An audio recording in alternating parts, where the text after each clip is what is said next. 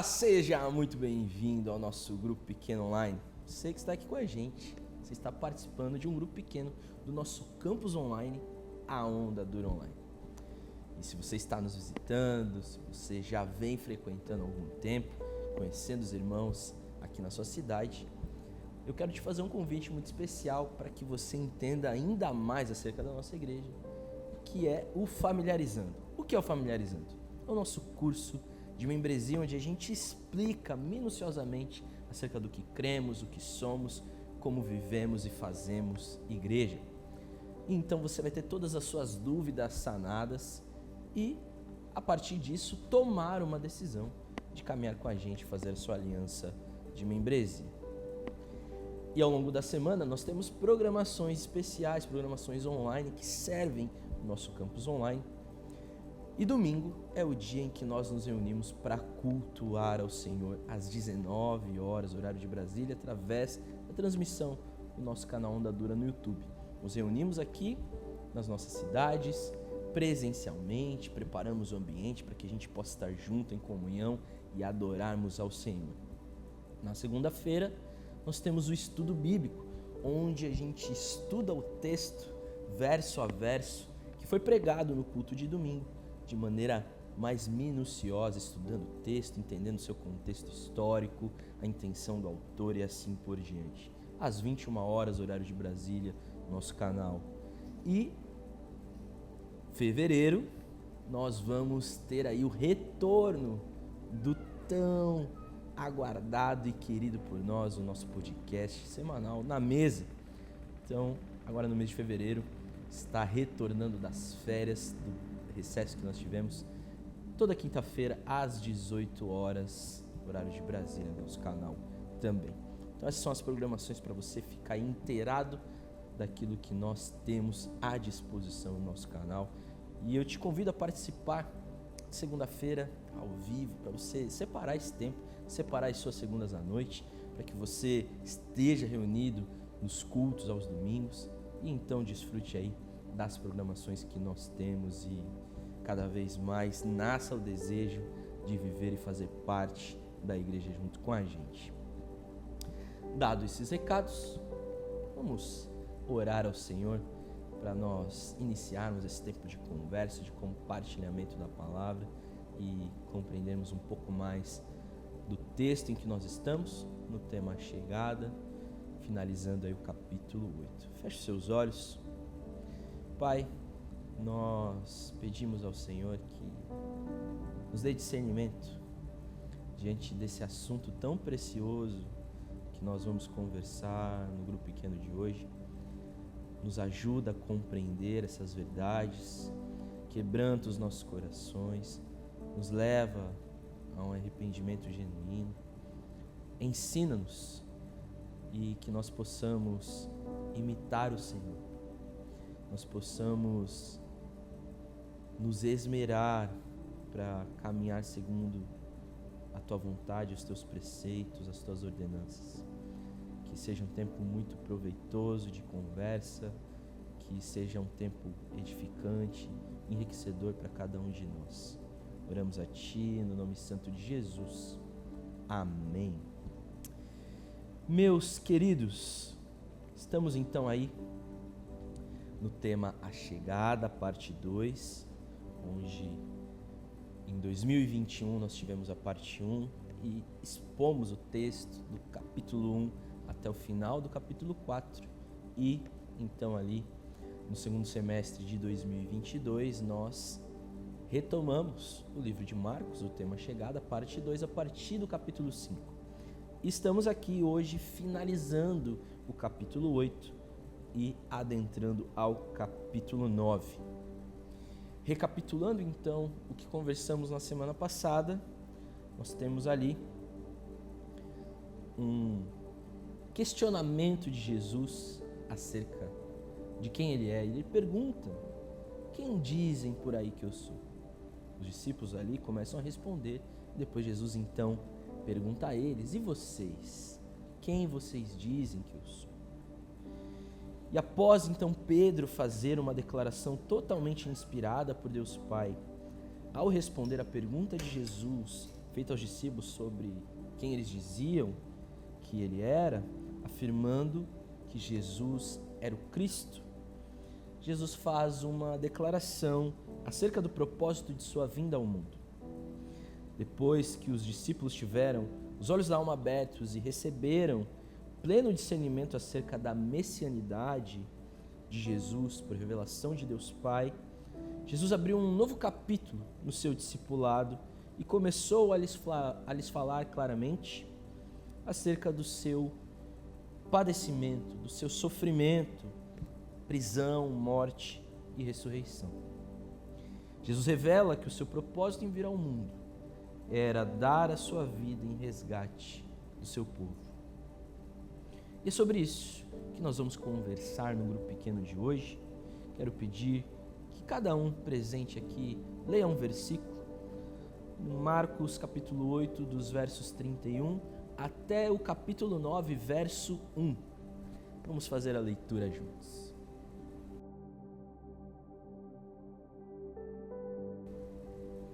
Enquanto Jesus proibia a divulgação de alguns milagres, agora ele expõe claramente sobre a sua morte expiatória. Até aqui, algumas predições tinham sido dadas. Elas foram necessárias para confirmar a veracidade e a natureza da sua messianidade para os discípulos. Elas foram assustadoras. O próprio Messias está prestes a sofrer e morrer. Porém, ele vencerá a morte. Elas foram reveladoras. Os líderes religiosos da nação, os anciãos, os principais sacerdotes e escribas que deveriam zelar pelo povo iriam matar o próprio Messias. Elas foram bondosas e sábias. Jesus não lhes contou, nesse momento, todos os detalhes do seu sofrimento, todos os detalhes do seu sacrifício. Elas foram claras. Até então, Jesus só tinha falado de forma velada acerca do seu sofrimento. Mas agora, ele fala abertamente. E eu quero te perguntar, por que era necessário que Cristo morresse? Respondam aí entre vocês.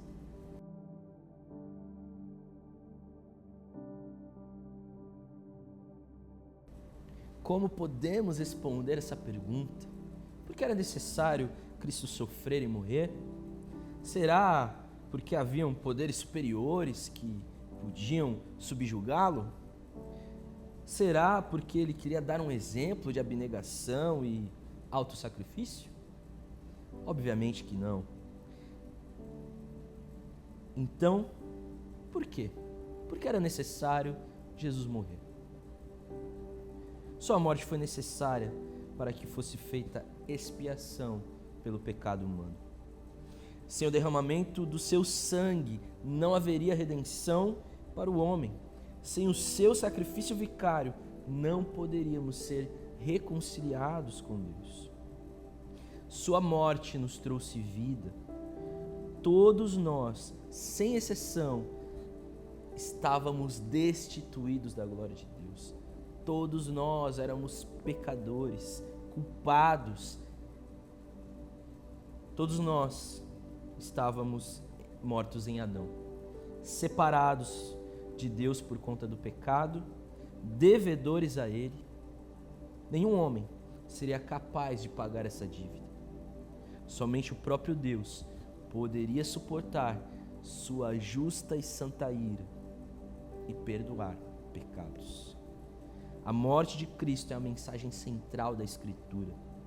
Sem a cruz de Cristo, o cristianismo não passa de uma mera religião.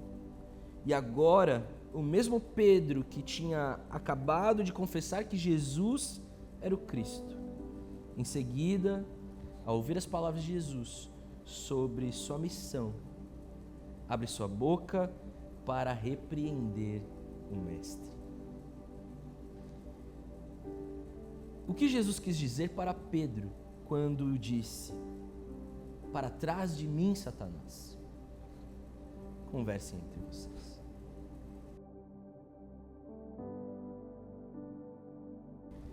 Pedro foi induzido por Satanás se tornando uma pedra de tropeço para Jesus, tentando afastá-lo da cruz. Pedro não desejava seguir uma pessoa marcada para o fracasso. Para Pedro, Jesus morrer significava uma derrota. Depois de lutar tanto para saber quem Jesus realmente é, Pedro rejeita os novos ensinamentos de Jesus, que dizem claramente quem ele é e para onde vai. A reação de Jesus foi forte, decisiva e imediata. Ele entendeu plenamente que por trás de Pedro estava Satanás o tentando mais uma vez, como já havia feito no deserto, querendo desviar a atenção do Senhor de sua cruz. Ele induz Pedro a pensar do seu modo e procura usá-lo tentando tirar Jesus do caminho da obediência à vontade do seu Pai. Sem entender o que está dizendo, Pedro se torna então um advogado do diabo, ao colocar dúvidas sobre o plano de Deus. Jesus discerniu quem estava por trás de Pedro, mas Pedro não tinha ainda discernido qual era a missão de Jesus. Jesus discerniu que quem estava por trás de Pedro estava o tentando para desviá-lo da cruz. Jesus então expulsou Satanás, mas Pedro ficou. Ele era um verdadeiro discípulo e Jesus jamais abriria a mão dele. Hoje, infelizmente, muitos têm expulsado Pedro e Satanás tem permanecido em seu meio. Pedro, que já era um discípulo, sua mente já havia sido iluminada pela verdade, por um momento se deixou seduzir por Satanás e perdeu o discernimento. Ele perdeu o discernimento da essência do cristianismo, da mensagem pela qual Cristo veio propagar. A salvação por meio da morte e ressurreição de Cristo. Que o Senhor tenha misericórdia de nós e nos ajude a discernir as coisas espiritualmente. Observando então esse capítulo do discipulado de Jesus, o que é discipulado? Respondam entre vocês. Discipulado é o ato de seguir Jesus e ensinar outros a seguirem Cristo. Discipulado é ensinar e aprender, conviver e imitar. Jesus sabia que as multidões que o seguiam estavam apenas atrás de milagres e prazeres terrenos, e não estavam dispostas a trilhar o caminho da renúncia nem pagar o preço do discipulado. Jesus não somente abraça o caminho da cruz, mas exige o mesmo de seus seguidores. Foram várias as tentativas para afastar Jesus da cruz. Satanás o tentou no deserto, a multidão quis fazê-lo rei e Pedro tentou reprová-lo. Mas Jesus rebateu todas estas propostas, confiando inteiramente no Pai e rebatendo através da palavra. Tendo afirmado os requisitos de Deus para o Messias, Jesus declara agora as exigências de Deus para o discípulo. A natureza e o caminho do discípulo são padronizados de acordo com quem Jesus é e para onde ele está indo. E compreendendo isso, sabendo que não somos nós que determinamos como é o discipulado, e sim o Mestre, você tem sido verdadeiramente um discípulo de Cristo com todas as implicações que ser um discípulo de Cristo exige? Conversem entre vocês. Jesus exige dos seus seguidores espírito de renúncia e sacrifício. Jesus nunca tratou de subornar os homens, lhes oferecendo um caminho fácil, pegando atalhos. Não ofereceu a eles amenidades, lhes ofereceu glória. Nos dias da Segunda Guerra Mundial, quando Winston Churchill liderou a Inglaterra, tudo que ele ofereceu aos ingleses foi sangue, suor e lágrimas. O discipulado é uma proposta oferecida a todos, indistintamente. Jesus se dirige não apenas aos discípulos, mas também à multidão. O discipulado não é apenas para uma elite espiritual, mas para todos quantos quiserem seguir a Cristo. Jesus chama para si a multidão, porque a fervorosa exortação que se segue é importante a todos. Aliás, é uma questão de vida ou morte. De vida eterna em oposição à morte eterna para todas as pessoas. Jesus só tem uma espécie de seguidor: discípulos.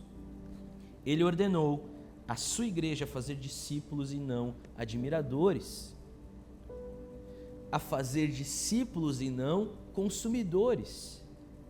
Ser discípulo não é ser um admirador de Cristo, mas um seguidor. Um discípulo segue as pegadas do seu mestre. Assim como Cristo escolheu o caminho da cruz, o discípulo precisa seguir a Cristo não para o sucesso, mas para o Calvário. Não há coroa sem cruz, nem céu sem renúncia. Ser discípulo não é abraçar simplesmente uma doutrina, é seguir uma pessoa, é seguir a Cristo para o caminho da morte. Vir após mim é o se ligar a Cristo. Como seu discípulo, Cristo nos chama não para a afirmação do eu, mas para a sua renúncia. Precisamos depor as armas antes de seguir a Cristo. Precisamos abdicar do nosso orgulho, soberba, presunção, arrogância, autoconfiança, antes de seguirmos as pegadas de Jesus.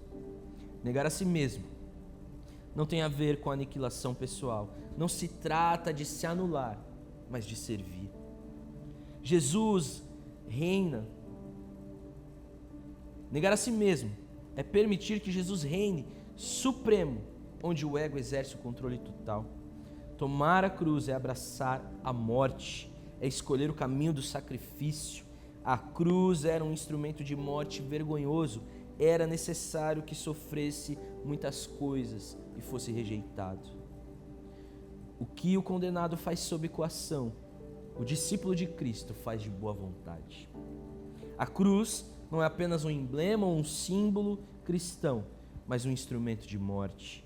Somos entregues à morte diariamente, somos levados como ovelhas para o matadouro, estamos carimbados para morrer.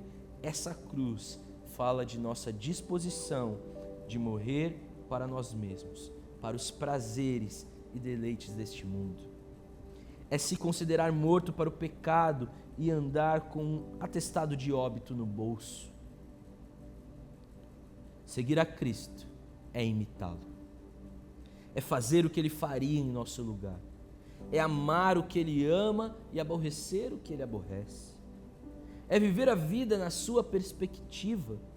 Aqui, o sentido de seguir a Cristo é o de confiar nele, caminhar em seus passos e obedecer ao seu comando, por gratidão pela salvação que ele mesmo conquistou na cruz por nós.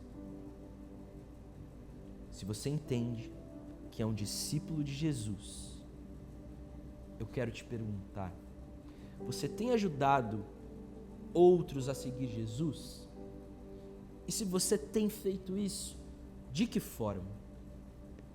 Conversem entre vocês. A devoção pessoal a Cristo nos conduz ao dever de repartir o Evangelho com os outros. Devemos ser discípulos por causa de Cristo e por causa do Evangelho.